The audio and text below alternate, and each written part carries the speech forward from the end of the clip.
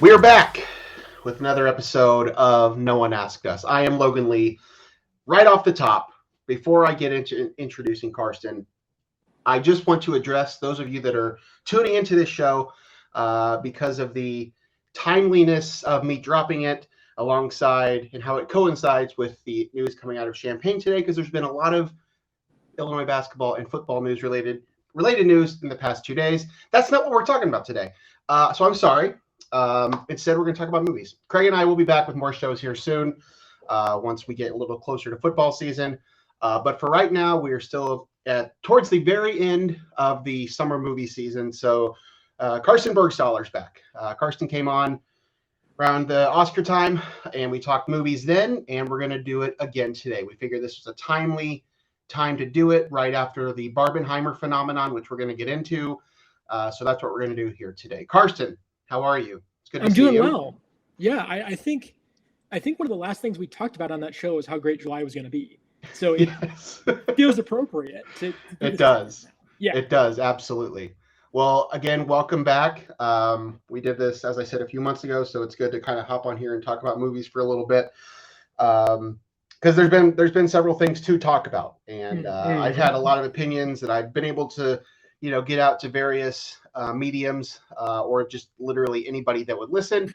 But I feel like this is probably the right time and place to do it. So right before we get started, again, follow us on all our social media. Both of our Letterboxd handles are below us. If you're on Letterboxd, check us out there. Check the show out on all of our social media platforms. All right, let's get into this thing. Last weekend was the date we have been as movie fans. As movie fans, yes, the date that we have all been waiting for the last year. Barbenheimer, the big phenomenon. Christopher Nolan's Oppenheimer, Greta Gerwig's Barbie, releasing on the same day in July. What we were hoping would be two of the year's best movies turned out to not probably only be that, but also be like one of the best box office days in history. Like fourth biggest weekend ever. Yeah. Behind a couple of Avengers weekends. Right. And I think there's like a Star Wars weekend in there too in front of it. But yeah, it's crazy. I knew this would be a big weekend just with the movies themselves, but you just cannot predict meme culture. I think that's from a box office standpoint, and we'll get into what our takes on the movies themselves, but you just can't predict that. And I think that's been the biggest thing for the box office lately is studios are trying to figure out how many people are going to show up to these movies, how much can they spend on these movies, all these things. You just can't predict this. You absolutely can't, and that won't stop studios from trying. I think we will see a number of these in the coming year or so, like more counter programming. I think the narrative ever since the pandemic has been that like one movie can survive at a time. And so like Disney would schedule a Marvel movie or a remake or whatever it may be. And like everything else ran scared of that for like a solid 2 to 3 weeks after. And so now I think we'll probably get a return to counter programming.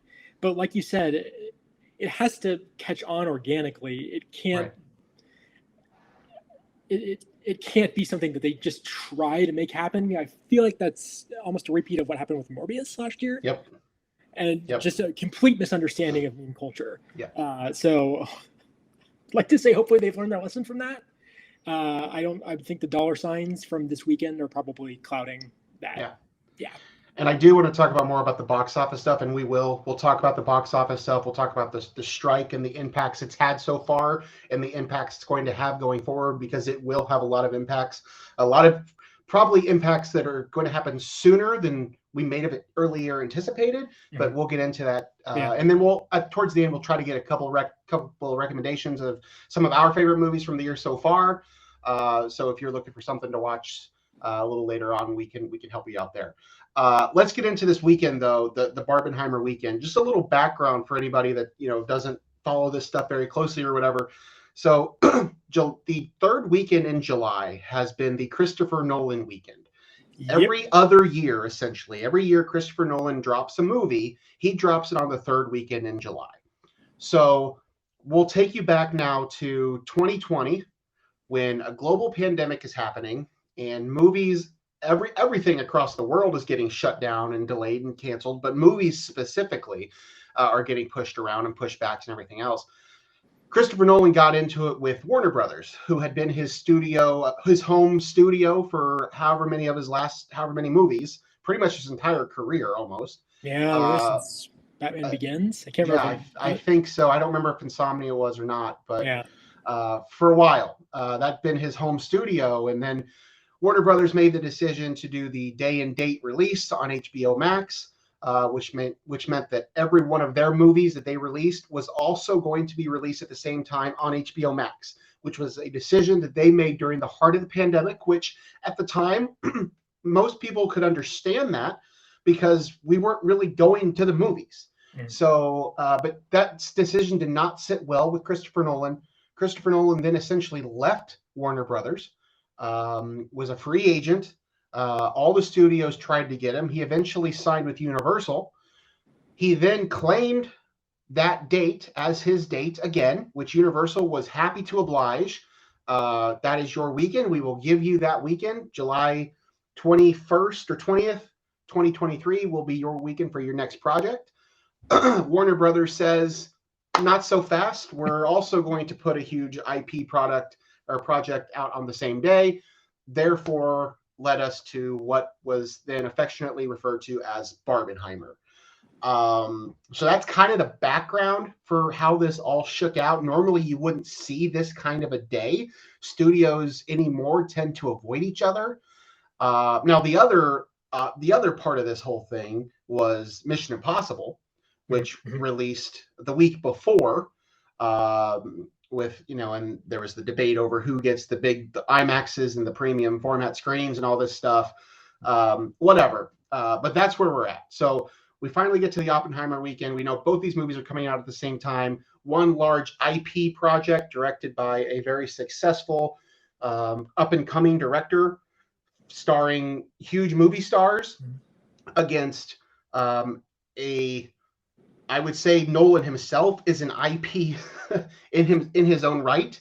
Very few directors have that. Stick his name on a trailer and right. And but again, both these movies were star-studded casts. I mean, we're talking Robert Downey Jr., Matt Damon, Emily Blunt, Cillian Murphy, Florence Pugh.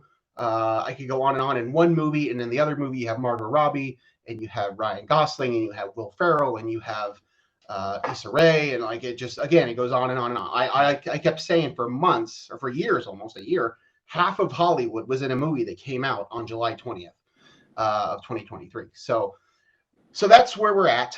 That's what happened. Both these movies drop. I was able to see them both simultaneously. I did the double feature on Thursday. I know you had seen Barbie the day before. Correct? Yeah. So I got into the Barbie blowout party, the sneak preview in Dolby, which was fantastic. Everyone there was in their best pink, and everyone was super into the movie. And then I did the first screening of Oppenheimer in 70mm IMAX, which there's a theater about an hour north of Atlanta that has the capability to do that. There's only, I think, 16 theaters in the U.S. that can do that. So there was definitely the audience there was full of everyone that already knew before.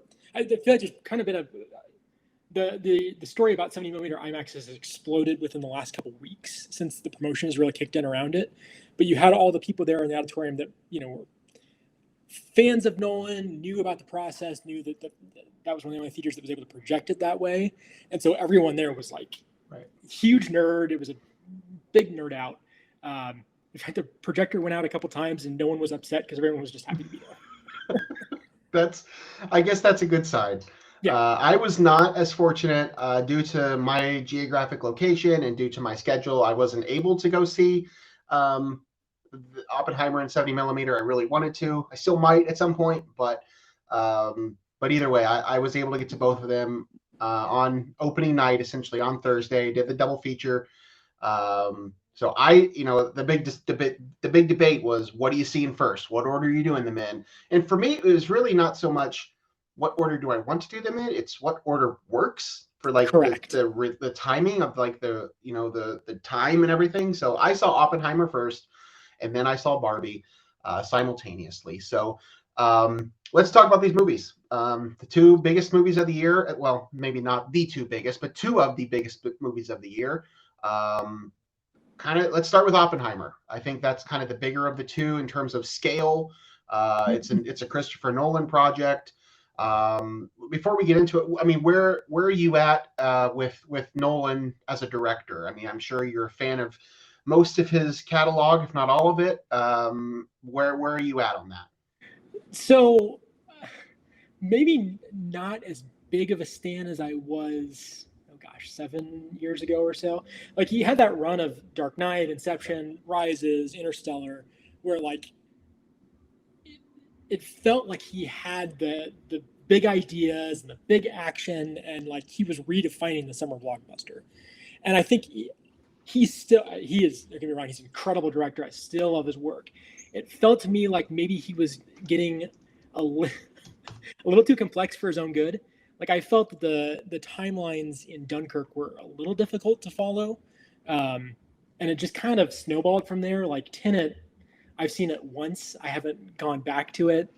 And I think it was described, I've just seen it described multiple times as, we don't really see Tenet for the story or to understand the story. It's more about the vibes. Okay, fine. The story is just, it's convoluted. And that was disappointing to me because Inception, I felt, did a really good job of defining the rules of that world and then bringing the audience along at the same time. Whereas Tenet just kind of let the audience just follow it as they could. And so in the first hour of Oppenheimer, when he is, and sorry, we should probably note spoiler alerts if you haven't seen. Yeah, that's true. We should probably address that. I don't want to do too much spoiling, but yes, sure. That's fine. Yeah. The first hour of the movie focuses on Oppenheimer's life before he was brought into the Manhattan Project. And it jumps around quite a bit because Oppenheimer moved between a lot of schools and jobs in his early years. And Nolan just moves so quickly between all of those different time frames, as well as another story that he's trying to tell that takes place years after the bomb. And so, quickly cutting between all those stories and trying to keep track of who all these characters are, all these names that I've never heard before. It almost felt like, okay, this is a biopic of Oppenheimer. Why does this story need to be so convoluted up front when I'm trying to, just kind of get a sense of who the characters are? And I'll say, so I watched it. I watched it separately, and then I did the double feature on Saturday, and just like a standard IMAX theater on Saturday. And I felt like I appreciated the first hour a lot more the second time, kind of knowing how everything connects in the third hour. It started to get to the point where I'm like, okay, well, I understand he's got so much ground to cover, and he actually does a pretty good job editing wise of telling you just exactly what you need to know in order for it to make sense later on. But that's difficult to follow the first time you see it and you don't know that that's what he's going for. I thought the second 2 hours of the movie were utterly fantastic. Just the way that he tells the build up to the test, the way that he filmed the test, the decisions that he made around sound and visuals with the test. And then the way that he linked the world that was created after the atomic test. So I think it is at the very least his best movie since Interstellar, maybe going back to Inception. I'm still kind of thinking about that, but I think to me, it's a return to form. And I think he definitely deserves the Oscar buzz it's going to get. Yeah. No, I'm with you mostly there. He's a director. I took a lot of crap for this because I put out a blog post a few months ago where I listed off what I'm predicting my top 10 movies of the year were going to be. Just a fun little exercise I did. And in there, I wrote for Oppenheimer, because I was predicting that Oppenheimer would be a top 10 movie for me. I said Christopher Nolan doesn't have the cleanest track record, but he also has very rarely let me down. And I had several people text me or message me saying, what in the hell are you talking about? To my defense, okay, and I will say this, talking about this movie as well, Christopher Nolan has directed two of my all-time favorite films. They both came out within just a couple years of each other. They're both very obviously The Dark Knight and Inception. I don't think that's really a stretch for a lot of people. I think that most film culture will just accept that those are two masterpieces, and I am certainly one of those people. I have not strongly disliked any movie he's made. I was not particularly in love with Tenet, but that's okay. Um, I think he's a great director. I think he is a lot of the technical things he does incredibly well, Yeah. much better than just about any living filmmaker. Um, so going into Oppenheimer, obviously I'm excited. As I said, he hasn't missed much for me. I enjoyed Dunkirk. I thought Dunkirk is good. Interstellar has grown on me the more and more I watch it. Mhm. So going into Oppenheimer, my excitement was pretty high, but also knowing this is a biopic, I'm just not exactly sure what we're getting. Uh, Admittedly, I thought the first hour was kind of. Yes, he does jump around a lot, and it is confusing. And I do need to go back and watch it. I've only seen both these movies one time. Full disclosure, I was kind of bored in the first hour of this movie. And a lot of it has to do with Christopher Nolan has a way of using the film's score to build up things that don't really need to be built up. We are building to a huge climax that happens around the 2 hour mark of this movie, but it takes 2 hours to get there. But the way they use the score, and it's an incredible score. It's wonderful, but the way he uses it makes you feel like every single second is incredibly important to where we're going to be an hour and 20 minutes from now, or 120 minutes from now. And that to me was just kind of annoying.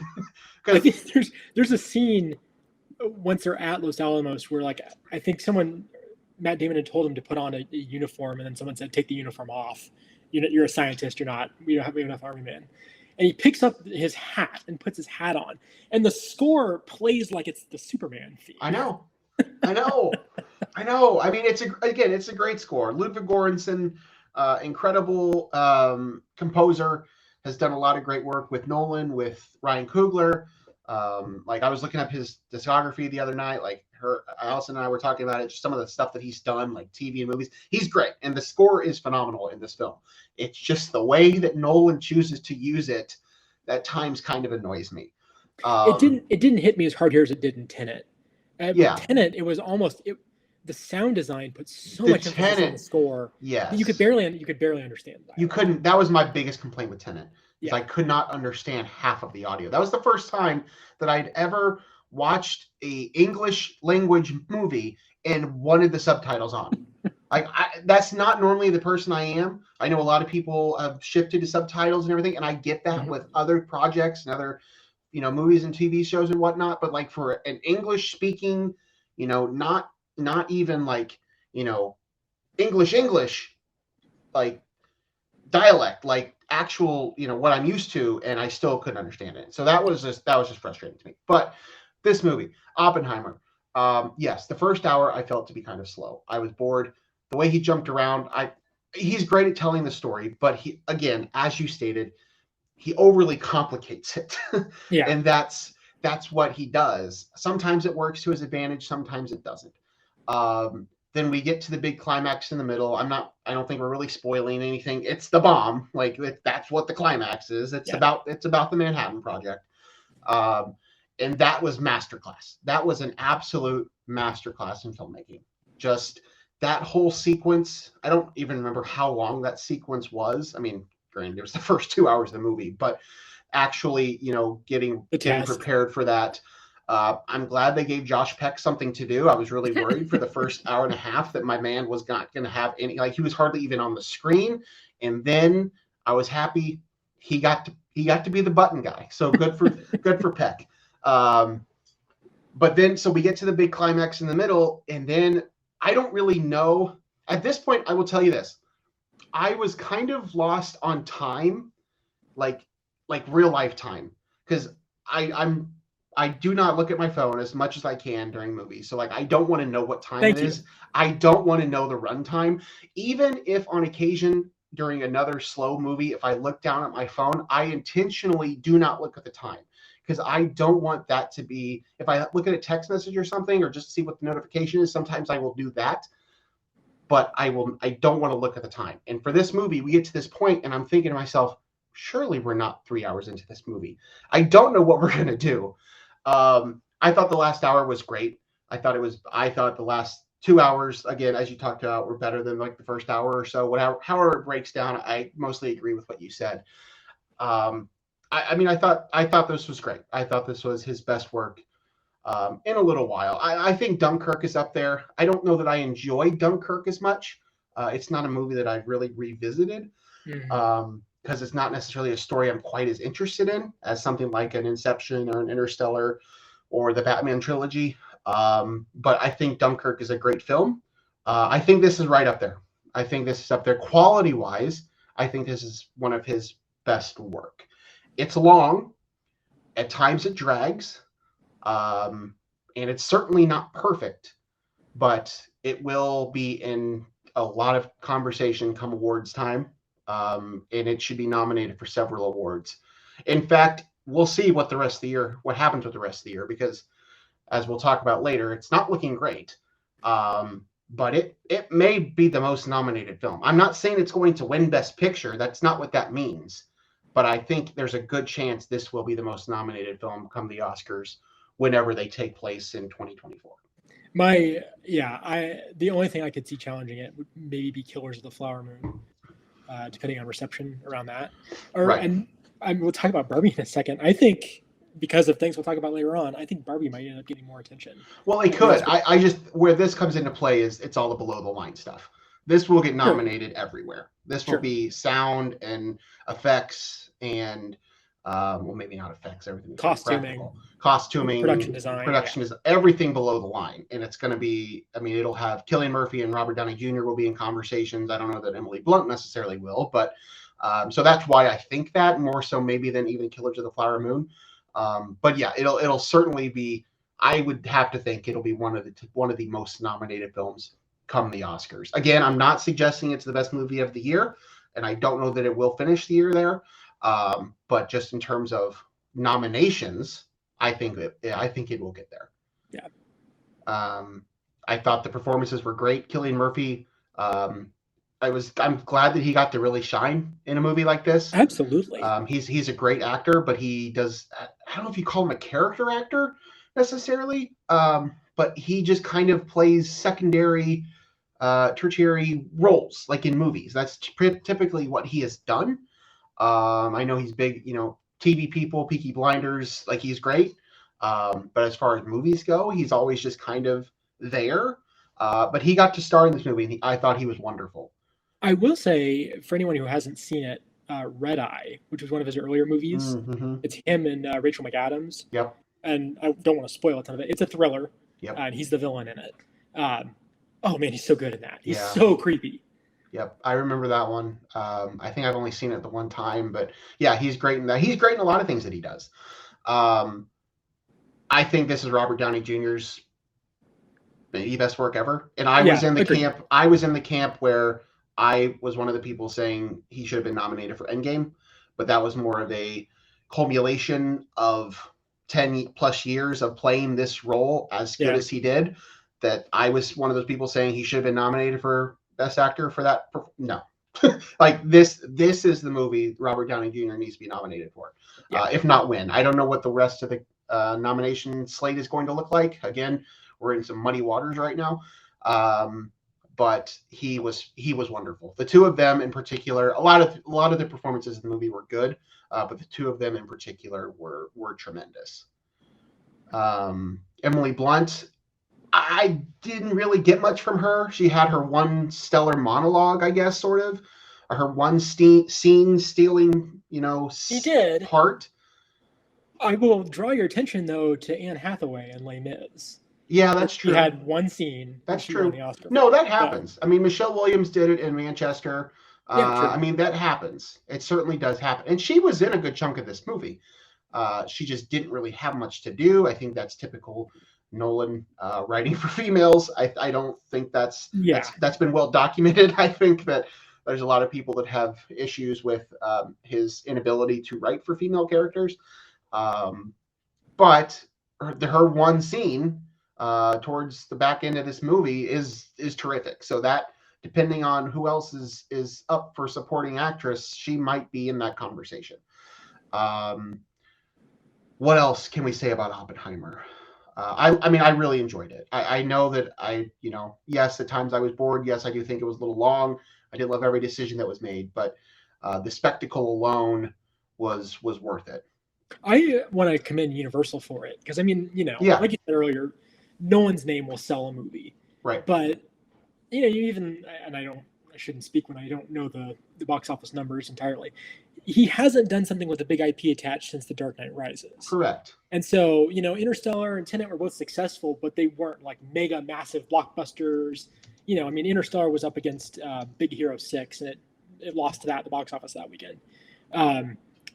He's been doing a little bit more niche stuff. So for them to schedule this in the summer, to give him the money, to let him make this 3-hour-long biopic with a really good but not necessarily A-list actor in the lead role, and fight to book all of these IMAX screens for it, and all the money that I'm sure they're spending sending out projectionists to run the 70mm cam, like this is all very expensive marketing that they're doing with this movie, and it's paid off. I mean, it made $80 million this weekend, and part of that's Barbenheimer, but right. and it's R-rated too, so it was a risk, even if there was a little bit of backup with the Nolan name.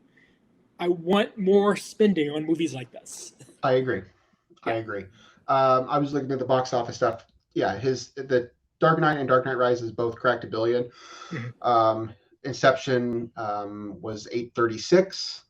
Interstellar 716. That's higher than I thought. 716 million. Dunkirk 527 million. Batman Begins 373. This movie opened around 80, I think. I don't remember. Was that what it was? So, if it gets to 2.5 times that, you're looking at 200-ish. We'll see what it does overall. But either way, I think it's more than what anybody could have expected. And I do think the Barbenheimer thing had a factor in the box office numbers for this. I think Barbie might have helped Oppenheimer more than Oppenheimer helped Barbie. That's just my theory, but we'll get into that. My last Oppenheimer note that I do want to say is Christopher Nolan is great at what he does. I heard somebody else on a podcast. I don't want to steal what they said, but I will repeat what they said. I too enjoy the work of Aaron Sorkin. This is very much a talky movie. So you talked about going to see this movie in 70mm. I could go see this movie in 70mm. I have a theater, actually about 2 theaters that are both about 2 hours away from me. In hindsight, I'm kind of glad I didn't drive 2 hours to see this in 70mm. Listen, it was beautiful. The bomb scene alone is worth the price of admission. I understand that, but the remaining, we'll say the bomb scene is 20 minutes of this movie.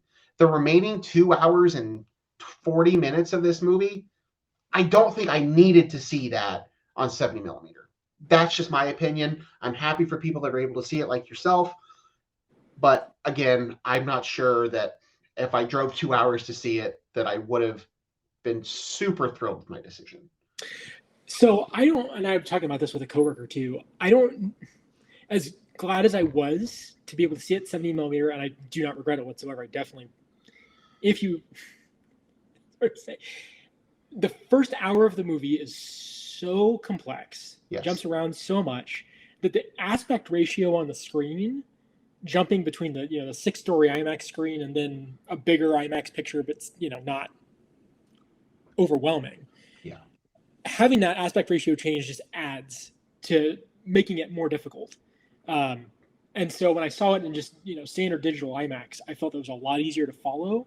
So for anybody willing to do it twice, it's not necessarily a bad idea to start it in a digital and then see it for the really cool film format after that. Right. Although at this point, I feel like it's sold out in 70mm for its entire run. Like, I think here in Atlanta, you can get front row tickets the last week, and that's it. Yeah. I would say yes, there's only one scene that you really need that scale for, but even the shots in the court, in the the boardrooms and such, it makes you feel like you're there. That's fair. That's fair. But, and that adds to the intensity of the moment. So yeah, it's definitely not like, Dark Knight Rises, where there's a lot of really cool action scenes in the last 40 minutes of the movie is, in your face. But what he did with the technology was really neat. Right. No, I get it.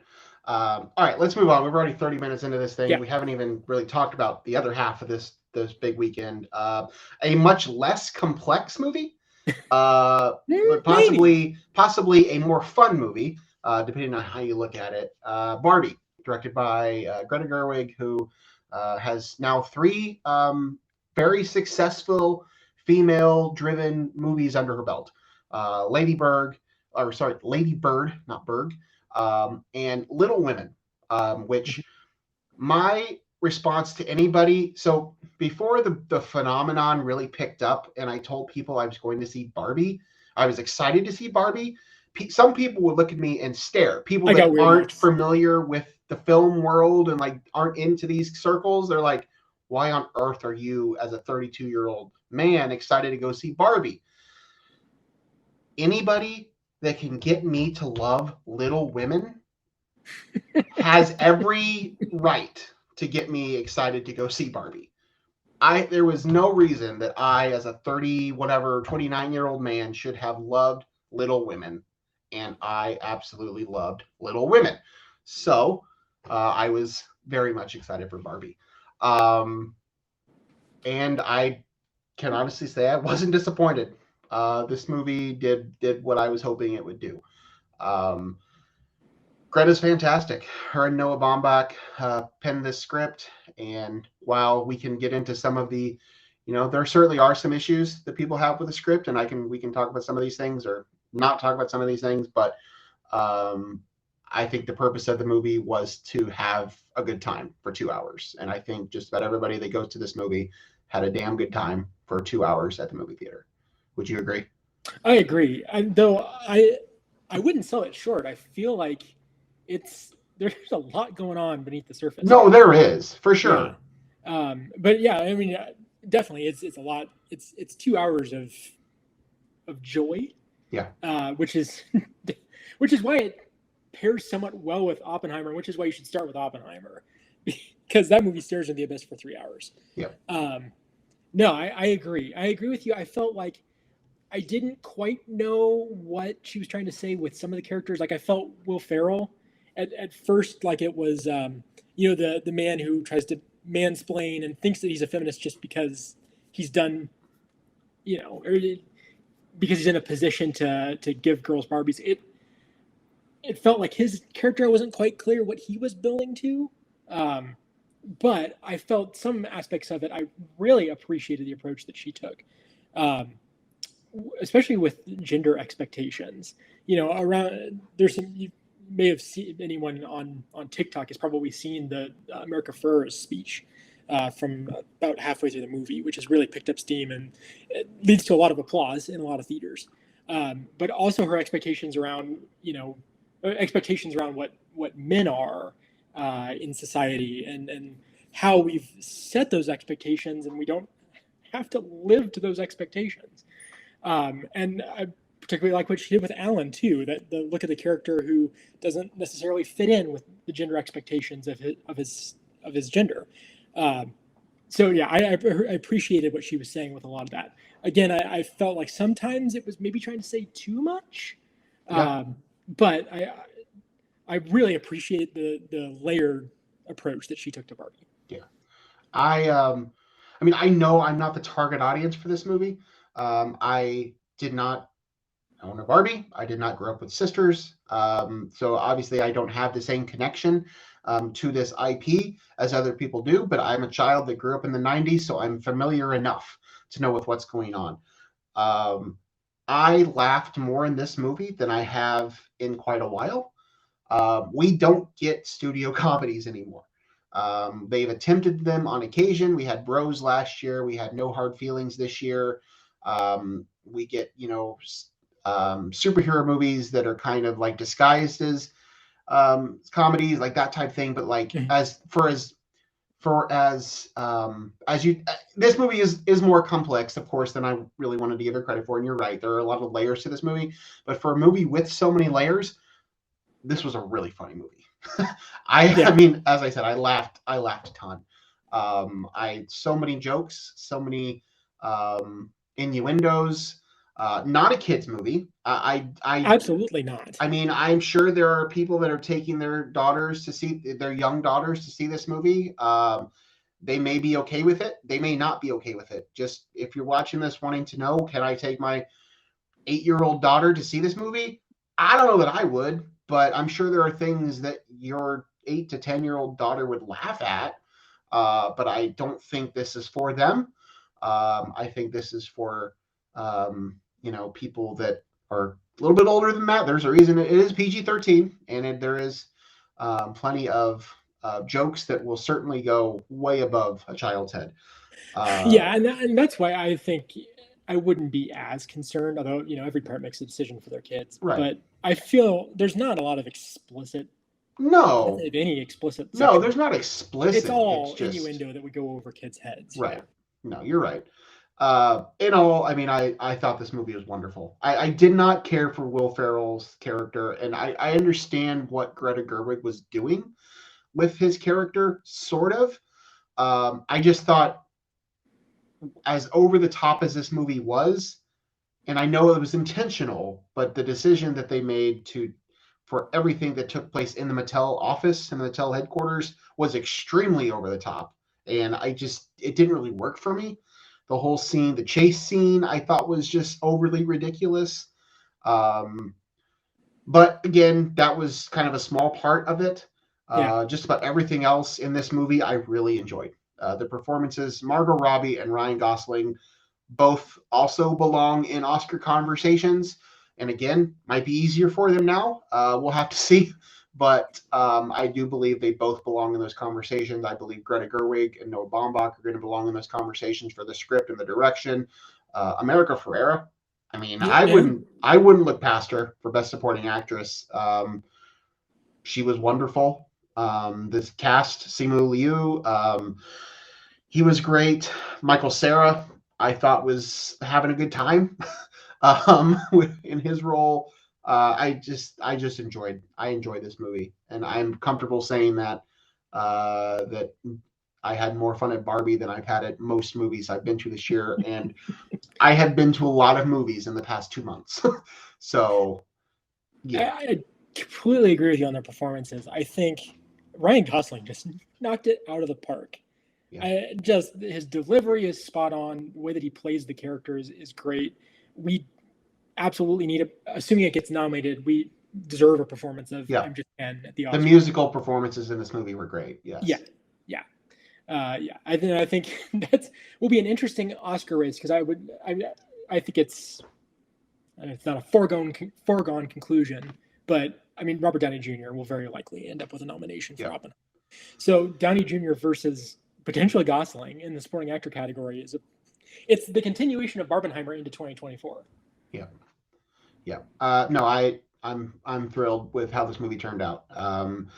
Would love to see it in Oscar conversations, and I think it will be. I think it will be there for a while. The production design, the set design, the use of Matchbox 20. Love Matchbox 20. Fine with it. If Rob Thomas is fine with it, I'm fine with it.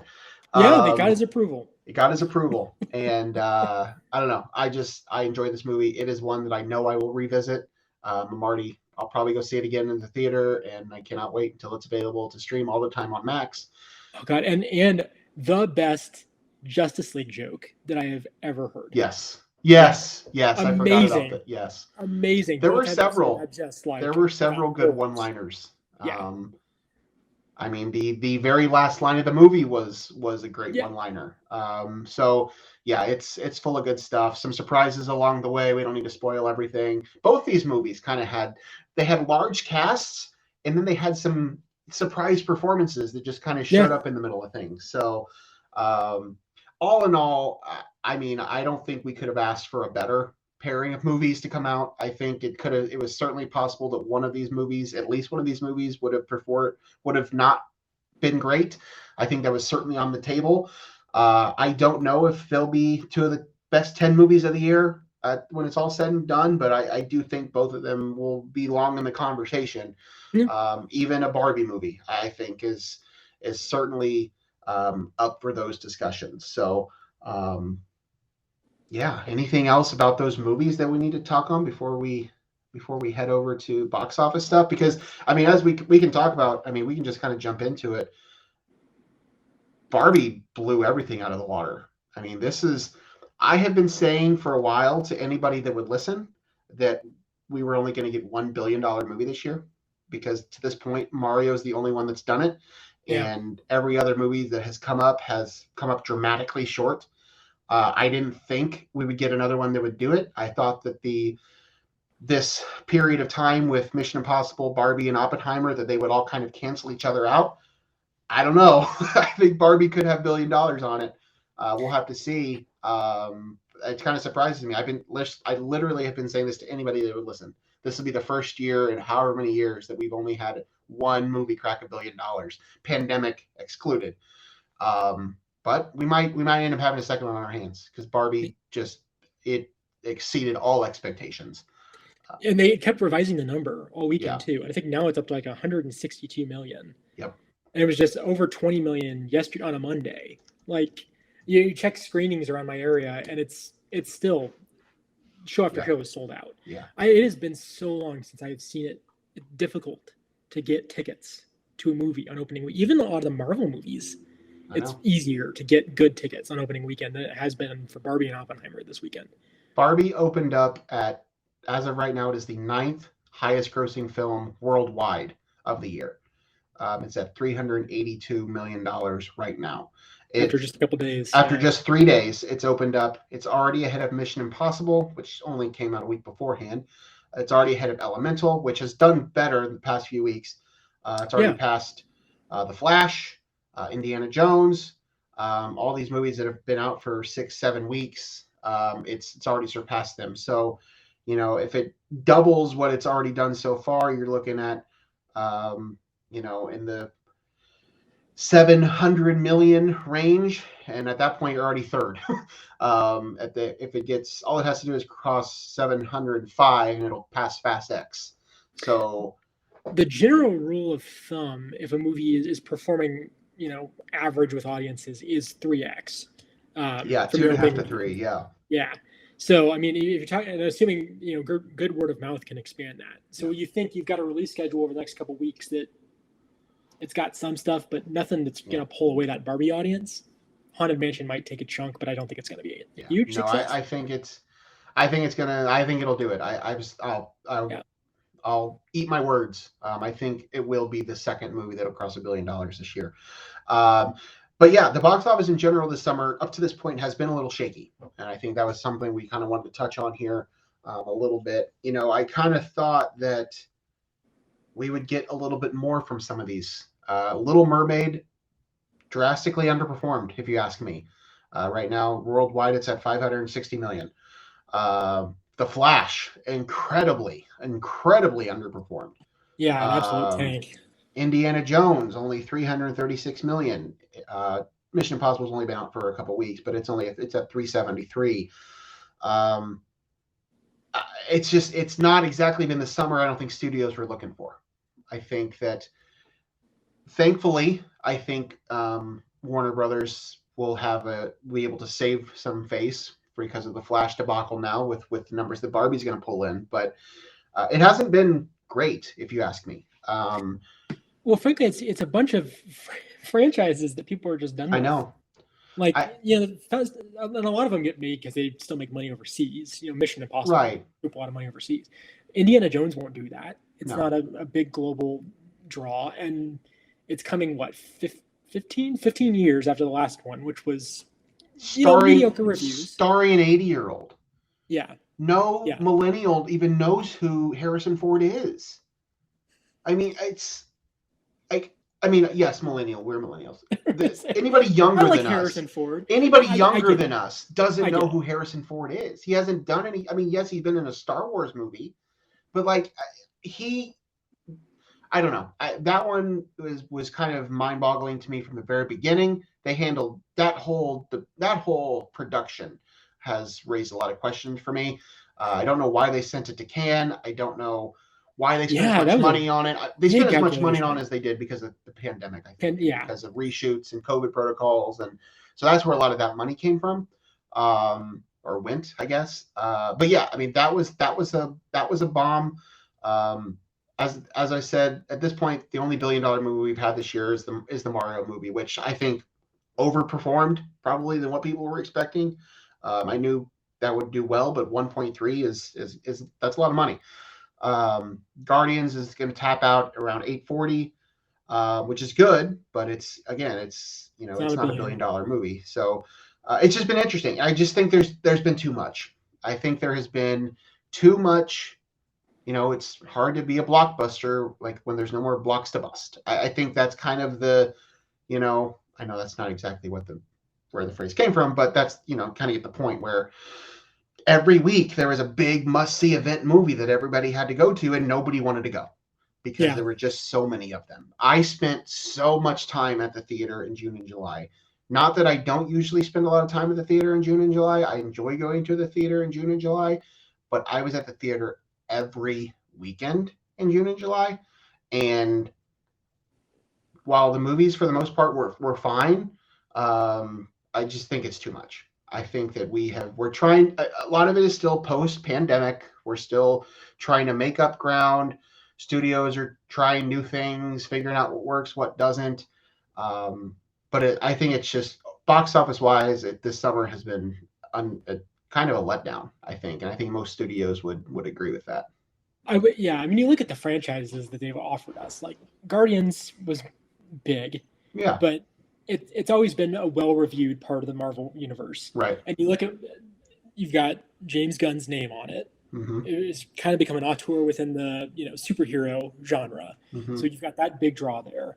And you've got Spider-Man, which is taking a different approach to the material, has more of a diverse cast, takes some risks. It was a massive success.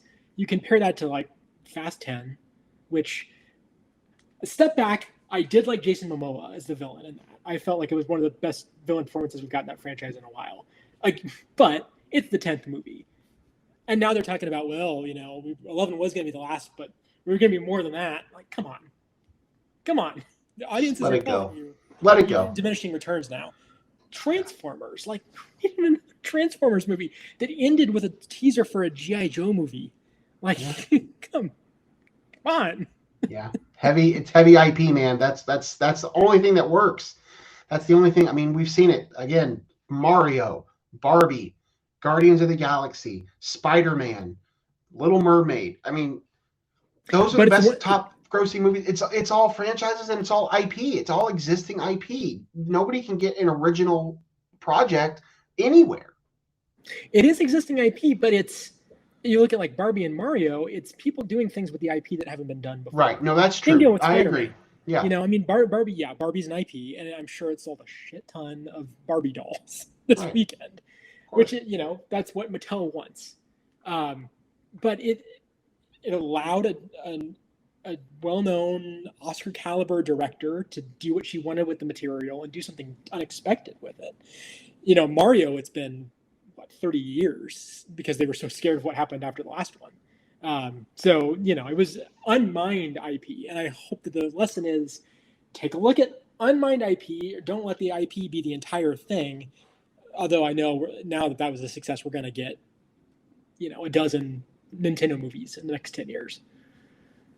I'm going to ask you a question that's kind of at an intersection of our other interests that we have. Do you think Universal is kicking themselves for not doing the Barbie movie themselves so that they could find a way to put it in their parks?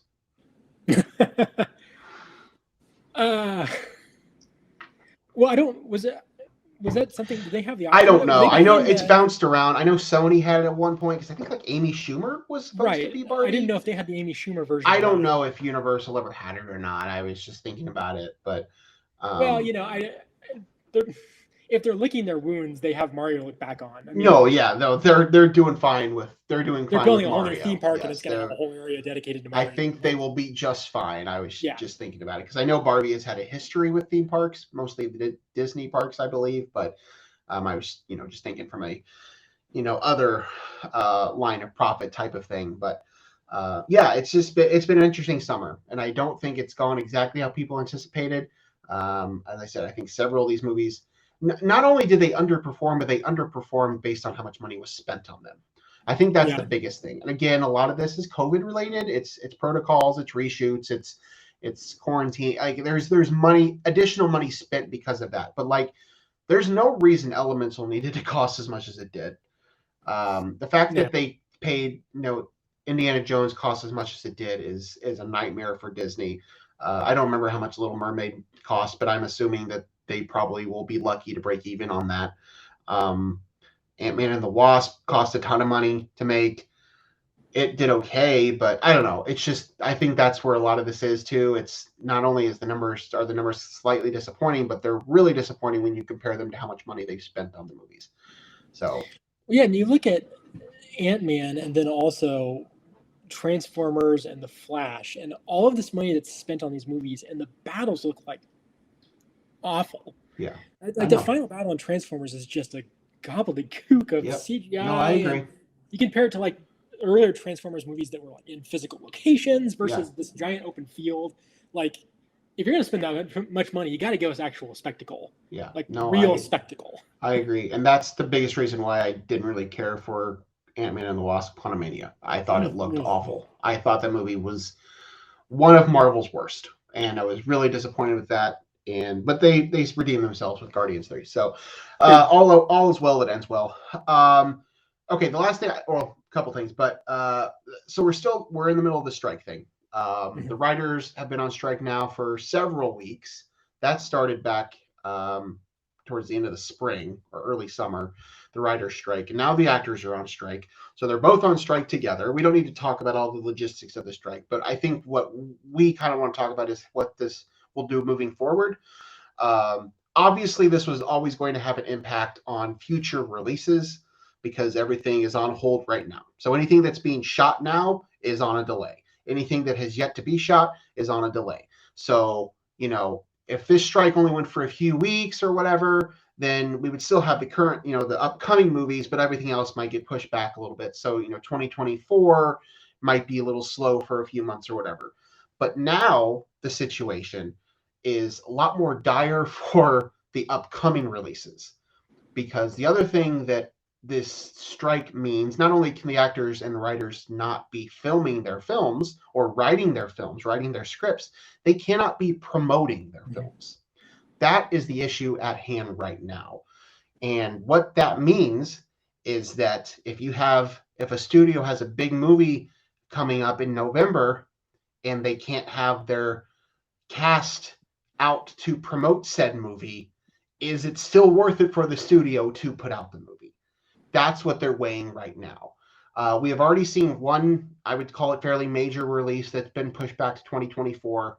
Challengers, the Luca Guadagnino tennis film with Zendaya, Josh O'Connor, and Mike Feist was supposed to come out in September. Right. Yeah. And now it's been pushed back to April or May, I think, at this point of 2024. So that is a fairly big push already. There are now reports that there could be more. I've seen Dune is a possibility that could get pushed back to 2024 as well. That would be huge for Warner Brothers if they can't have Dune come out this year. I think, fortunate enough, they have Barbie, which could be in awards conversations and it's going to make them a lot of money. But Dune Part 2 was going to be a big, awards contender for them, a big money maker for them. And now they're going to weigh the options and see if it's worth it for them to release it as scheduled in Q4 of this year, or if they need to push it back. Well, I have a strategy that I'm willing to sell Warner Brothers if What's they're that? interested. And assuming that the strike, goes into the fall, but doesn't necessarily carry on into the winter, which, that's a big question mark. There's no right. We don't know. Yeah. There's no, there's all kinds of, but if it were to be resolved in time that you would be able to keep some of the Thanksgiving releases for Christmas, delay Aquaman because that on HBO Max because no one cares about that movie.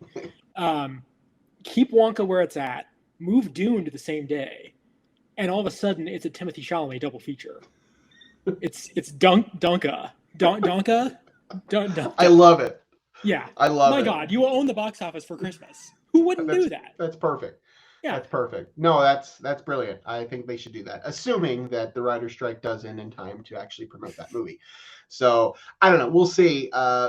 We could get more news here soon about some of these studios pushing off movies because there are some big ones coming out. Can you put out Killers of the Flower Moon if Leonardo DiCaprio is not out there promoting it? And the other thing too is not only can the actors not promote it, but there's nothing really to promote it on because the talk shows just are really late night shows. it's the late night shows really where they do most of their promoting, and those aren't a thing now because of the writer's strike. So it's kind of a bad situation for everybody. So yeah, that's the question that the studios are dealing with right now is, is it worth it for us to put these movies out there without being able to actively properly promote it and risk not making enough money or not making as much money as we could, or not. I was surprised to see that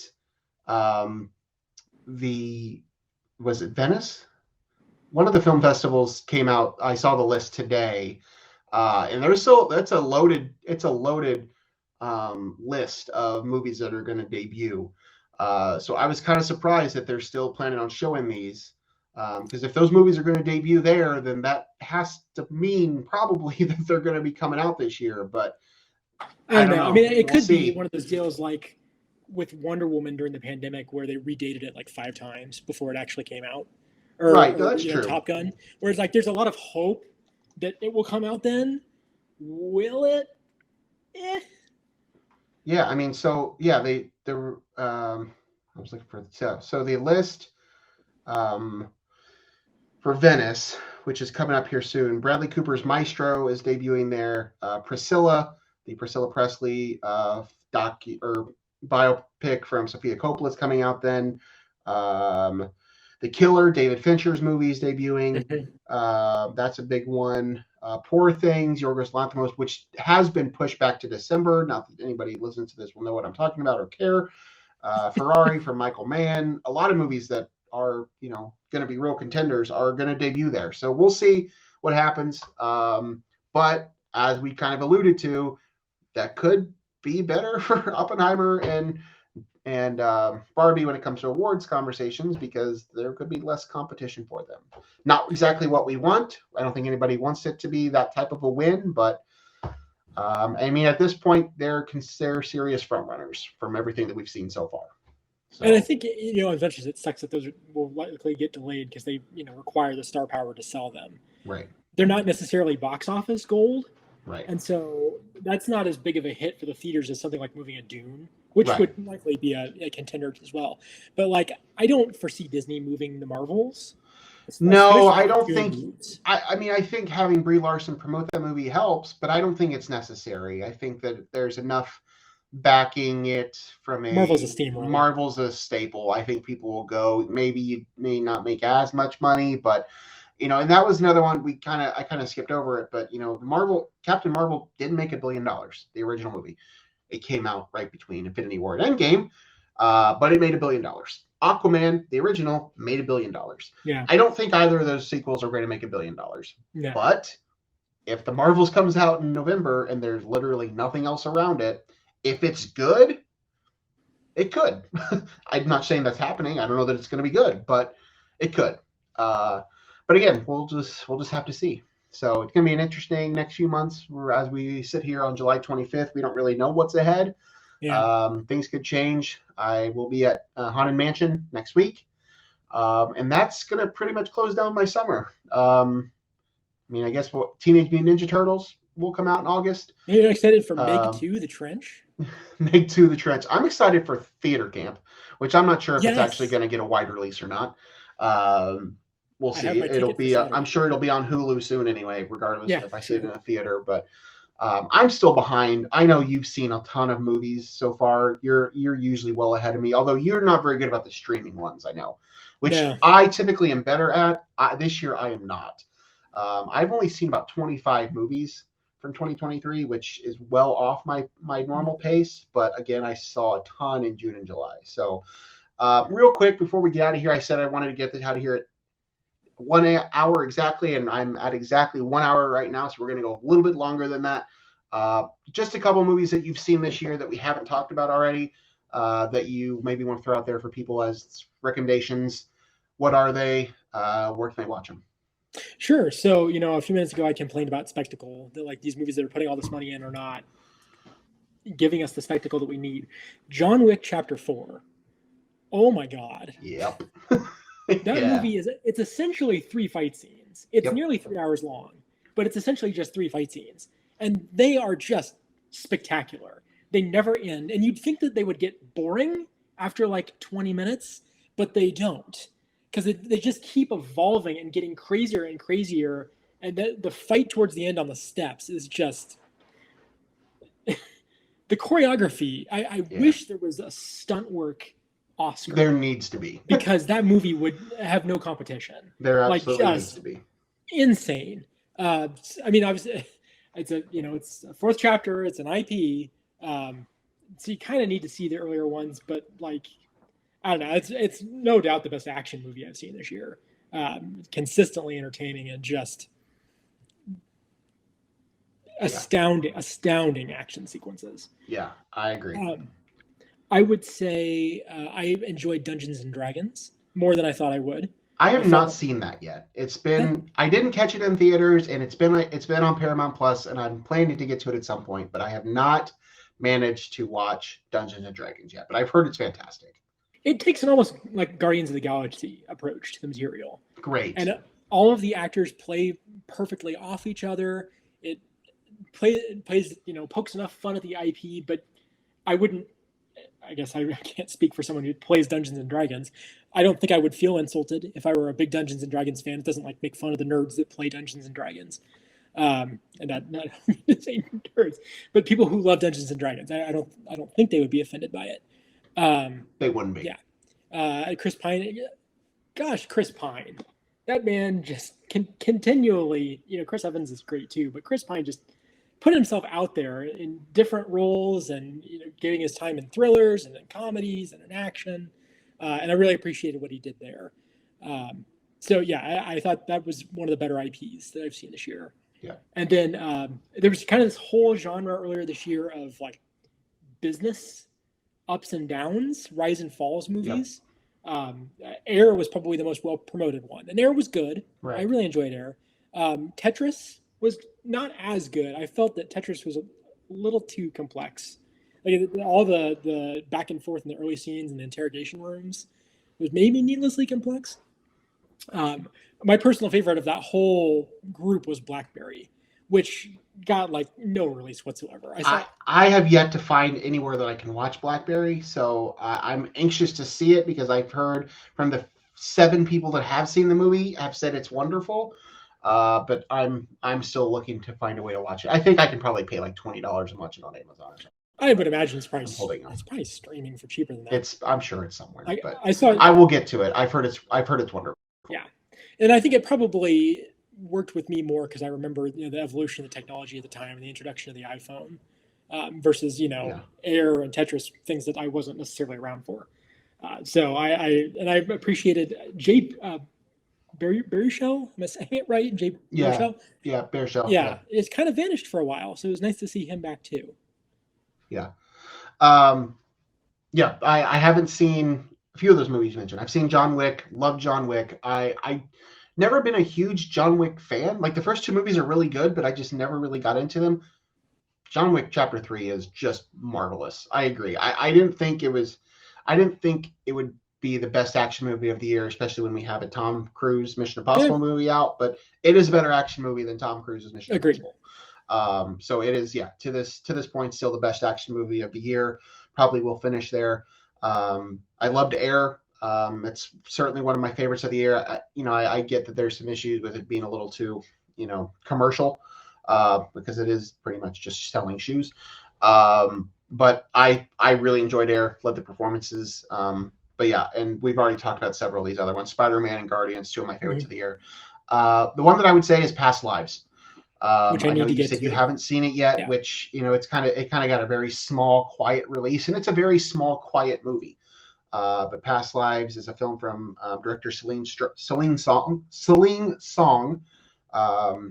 It's it's about a couple of adults that were friends as kids, and then they separate, and then it's kind of about their relationship as they reconnect and lose connection and reconnect and lose connection and all these things. It's like I would call it more of a dramatic sort of romance type of movie, sort of. It's just wonderful. It's a fantastic movie. I do believe it will be in Best Picture conversations come the end of the year, regardless of whatever comes out the rest of the year. It's wonderful. Greta Lee stars in that movie. It's great. I would suggest anybody go see that if you're looking for a quiet time in the theater. It's certainly one of the best of the year. So but I will go with that one. I was going to say we could, rattle off a couple movies we're excited to see, but I don't know what's coming out the rest of this year. Who knows if anything is going to come out this year. So I have a ticket for Haunted Mansion. So I'm going to say I'm most excited for Haunted Mansion because it's the only movie I know for sure. Well, I hope that I will see for the rest of 2023 because I honestly have no idea. I would love to say Killers of the Flower Moon or The Killer or Dune, but I just don't know. I don't know what's coming out. So I think you're probably in the same boat as me there. So, all right. I think we've done it. We've just a little bit over an hour. So right in the time range I was hoping for. Karsten, thank you. Absolutely. It's been a pleasure. I'm glad we got to do this and talk movies. We'll plan on doing this again, probably in a few months around Oscars time, like we did last year or this year. But yeah, this has been great. Anything else for the people? Anything you want to plug? I don't know what you want to plug, but follow you on Letterboxd? Yeah, I think that's probably about all I've got. All right. Well, just another reminder, no one asked us. With Craig and myself, we'll be back soon. We'll have more sports-oriented shows coming up here as we get a little bit closer to football season. It's been a little bit of a busy summer. Craig got married. I've been traveling a lot. He's had a lot going on. I've had a lot going on, so we've kind of taken some time off. But we will be back. But for now, we kind of wanted to get this out there to get it in front of the people. So thank you, Karsten. Thank you to all the viewers, all the listeners, anybody that tuned into this. We will see you guys soon. Enjoy the rest of your summer. Peace.